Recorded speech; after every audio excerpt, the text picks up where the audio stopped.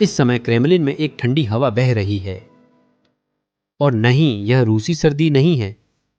Vladimir Putin ने अभी अभी पता लगाया है कि उनकी शर्त पूरी तरह से गलत थी। वह उम्मीद कर रहे थे कि यूरोप हार मान लेगा, पश्चिम थक जाएगा, समय उनके पक्ष में होगा। लेकिन कुछ हुआ, कुछ ऐसा जो उन्होंने कभी संभव नहीं सोचा था। जर्मनी ने एक ऐतिहासिक फैसला लिया। फ्रांस और यूनाइटेड किंगडम ने इसकी पुष्टि की और अब 8 लाख आदमी तैयारी कर रहे हैं। और सबसे क्रूर हिस्सा, पुतिन को इसकी पूरी कीमत चुकानी होगी। आइए उस गलत गणना से शुरू करें जिसने पुतिन की योजना विफल कर दी। रूसी नेता की सीधी रणनीति थी। उन्हें विश्वास था कि यूरोप थक जाएगा, कि यूरोपीय लोग अपनी ऊर्जा की बिल देखेंगे, महंगाई बढ़ती हुई देखेंगे और तय करेंगे कि यूक्रेन इसके लायक नहीं है। पुतिन का फॉर्मूला साफ था, समय प्लस आर्थिक दबाव बराबर रूसी जीत। लेकिन कुछ ऐसा हुआ जिसने इस गणना को पूरी तरह उलट दिया। यूरोप कमजोर नहीं बल्कि और मजबूत हुआ। और यह कोई छोटी सी बदलाव नहीं थी, यह एक पूरी तरह से परिवर्तन था। जब आप 8 लाख की संख्या सुनते हैं तो यह आपको अमूर्त लग सकती। तो चलिए इसे ठोस बनाते हैं। हम एक ऐसी सैन्य शक्ति की बात कर रहे हैं जो ब्रिटिश सेना से भी बड़ी है, और ऐसी लामबंदी जो शीत युद्ध के बाद यूरोप ने नहीं देखी थी। और इस शक्ति का एक नाम है ऑपरेशन प्लानो जर्मानिया। आप सोच रहे होंगे ये लोग कौन हैं, इनकी शक्ति कहां से आ रही है? जवाब तो ये तुम्हें हैरान कर देगा। जिस देश ने अभियान का नेतृत्व किया वही है जिसके बारे में पुतिन को लगा था कि वह प्रतिक्रिया नहीं देगा। जर्मनी। दशकों से जर्मनी सतर्कता के लिए जाना जाता है। द्वितीय विश्व युद्ध के बाद देश ने अपनी पहचान शांतिवाद के ऊपर बनाई।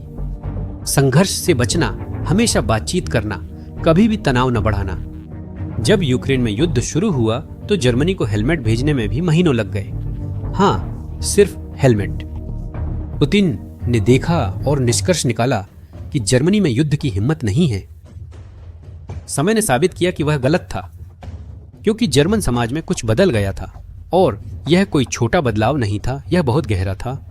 हाल ही में एक सर्वेक्षण में दिखाया गया कि अब 56% जर्मन यूक्रेन में सैनिक भेजने को मंजूरी देते हैं। इस बारे में थोड़ा सोचिए। जर्मनी की अधिकांश आबादी अपने सैनिक यूक्रेन भेजने को तैयार है। यह एक रात में नहीं होता। इसका मतलब है कि जर्मनी जाग गया है। जर्मन समाज ने रूस को यूक्रेन में आगे बढ़ते देखा और सोचा, अगर हम इसे अभी नहीं रोकेंगे तो अगला नंबर हमारा ही होगा। और जब जर्मनी ने फैसला किया कि वह जुटेगा तो चीजें होती हैं। हम यूरोप की सबसे बड़ी औद्योगिक शक्ति की बात कर रहे हैं, वही मशीन जो मर्सिडीज, BMW और दुनिया के कुछ बेहतरीन सैन्य उपकरण बनाती है। यह मशीन चालू होते ही तुरंत चालू हो जाती है। जर्मनी ने रक्षा बजट में 3 अरब यूरो जोड़े हैं। यह टॉरस मिसाइलें बना रहा है, ऐसे हथियार जो 500 किलोमीटर दूर तक के लक्ष्यों को मार सकते हैं। और सबसे महत्वपूर्ण, बर्लिन ने समन्वयक की भूमिका संभाली है। जो देश पहले तनाव बढ़ाने से डरता था, अब वही यूरोपीय प्रतिक्रिया का आयोजक बन गया है। जर्मनी अकेला नहीं है, फ्रांस और यूनाइटेड किंगडम भी साथ हैं। ब्रिटिश प्रधानमंत्री कीर स्टारमर ने कुछ ऐसा कहा जिससे क्रेमलिन सतर्क हो गया। ब्रिटिश सैनिक यूक्रेन की जमीन पर कदम रखने के लिए तैयार हैं जैसे ही लड़ाई रुकती है। फ्रांस मैक्रों की अगुवाई में कूटनीतिक वर्जनाओं को तोड़ना शुरू कर चुका है और यूक्रेन में यूरोपीय सैन्य उपस्थिति के बारे में खुलकर बात कर रहा है। 3 देश, 3 सैन्य शक्तियां एक साथ आगे बढ़ रही हैं। लेकिन इस समय एक सवाल अनिवार्य है, क्या ये सैनिक रूस के खिलाफ लड़ेंगे? क्या यह तीसरा विश्व युद्ध होगा? जवाब नहीं, क्योंकि यूरोपीय योजना शानदार है।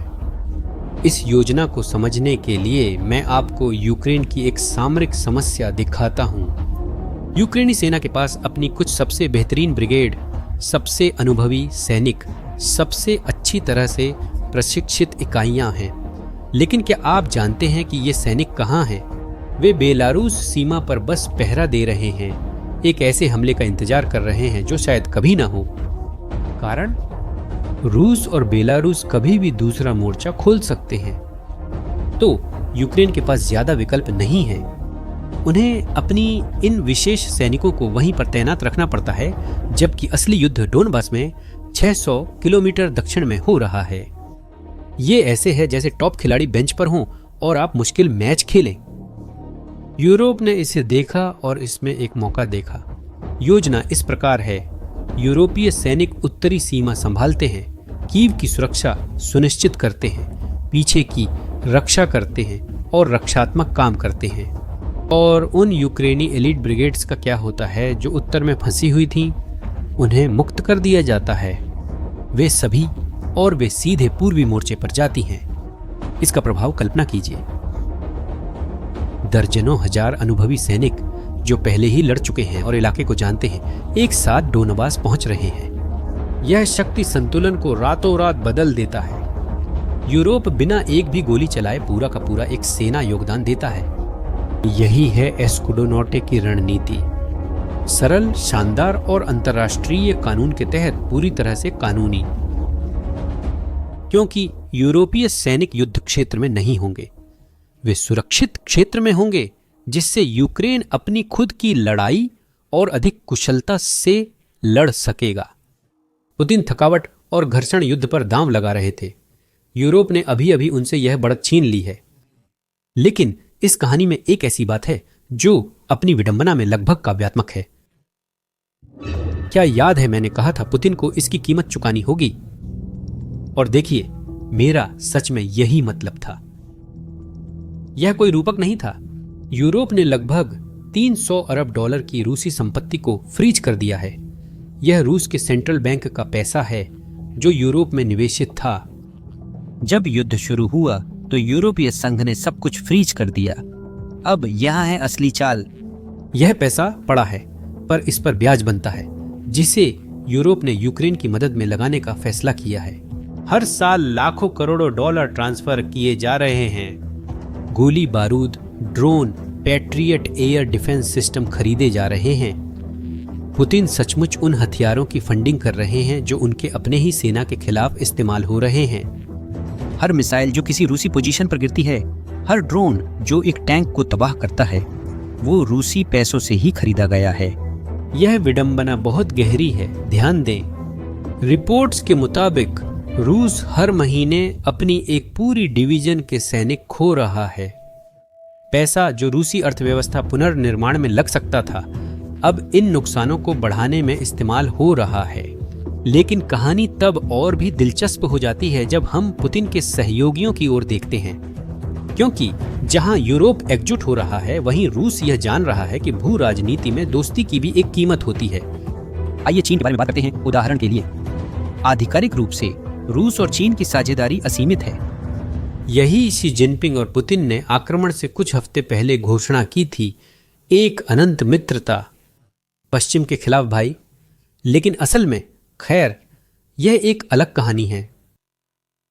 रूस ने चीन के लिए एक विशाल गैस पाइपलाइन बनाई है, पावर ऑफ साइबेरिया। यह सहयोग का प्रतीक होना चाहिए था, लेकिन आज यह निर्भरता का प्रतीक है। रूस चीन को गैस छूट पर बेचता है क्योंकि उसके पास कोई और खरीदार नहीं है।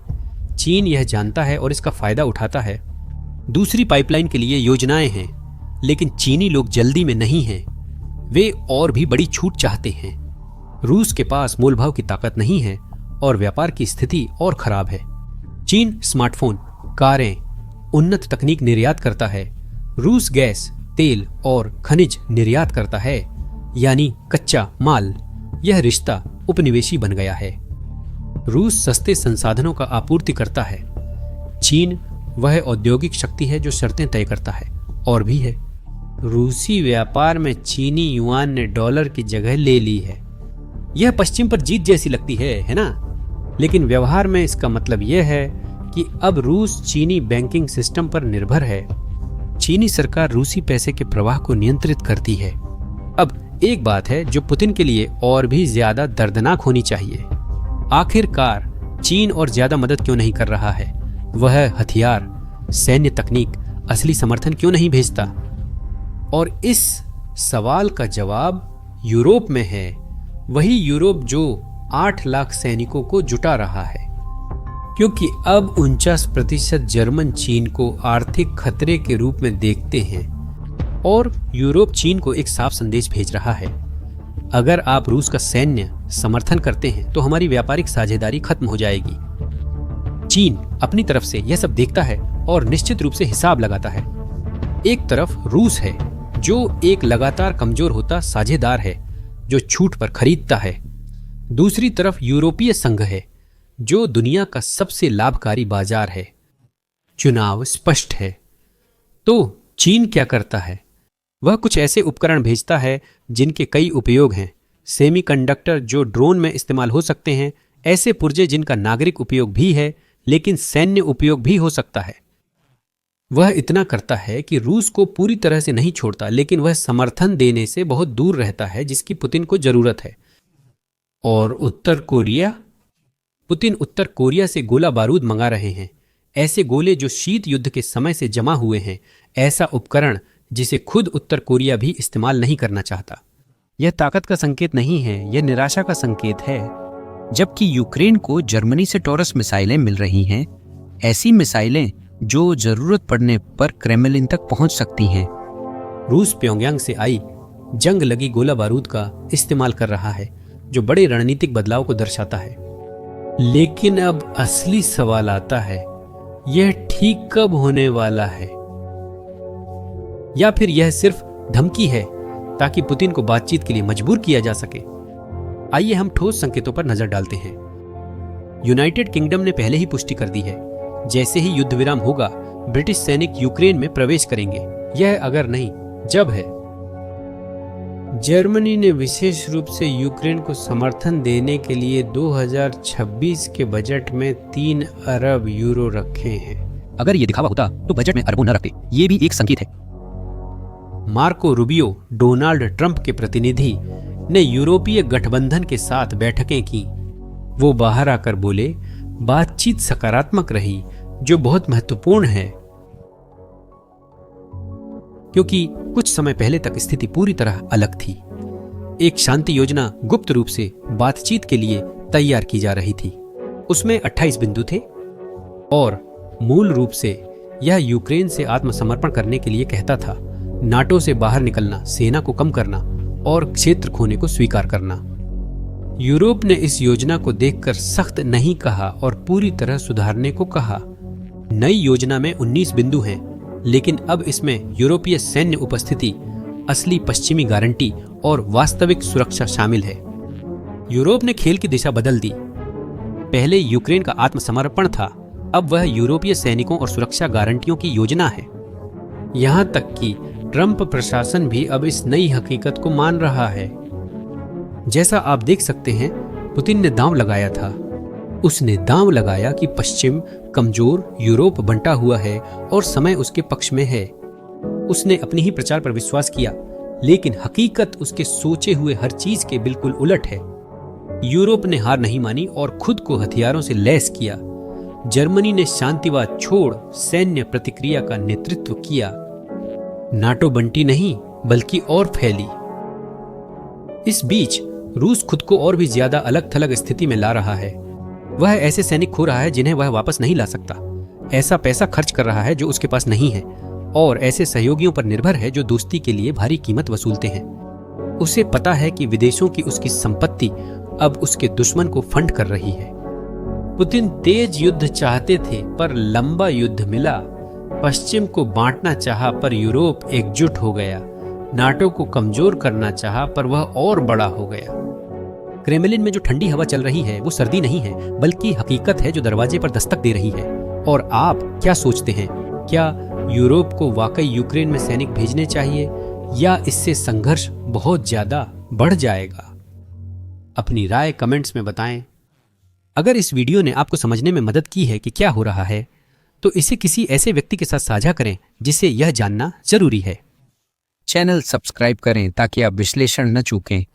अगली बार मिलते हैं।